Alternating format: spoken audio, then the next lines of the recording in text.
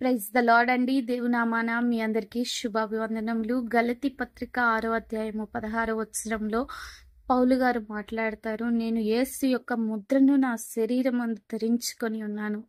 ఆయన అలా మాట్లాడటానికి కారణం ఏంటో తెలుసండి. ఆయనకి చాలా ఆస్తి ఉంది, కానీ సువార్త కోసం విడిచిపెట్టి ఆయన అనేకమైన ప్రాంతాలకు వెళ్ళి సువార్త బోధించి ఎంతోమంది ఆయన వ్యతిరేకించారు, ఆయన చంపాలని చూశారు, రాళ్ళతో కొట్టాలని చూశారు, ఈడ్చి కూడా బయట పారవేశారు. అయినప్పటికీ ఆయన సువార్త వదిలిపెట్టలేదు.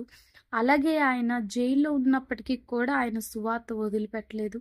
యేసుక్రీస్తు ప్రభువారికి కూడా సేమ్ అలాంటివే జరిగాయి. ఆయన సువార్త ప్రకటించినప్పటికీ అయినా కూడా ఆయన విడిచిపెట్టలేదు. ఈ దినమున దేవుడు మనతో మాట్లాడుతున్నాడు. మనము కూడా ఎటువంటి పరిస్థితి వచ్చినా కూడా సువార్త ప్రకటించటం మానకూడదు. సువార్త ప్రకటించుతూనే ఉండాలి. ఆమేన్.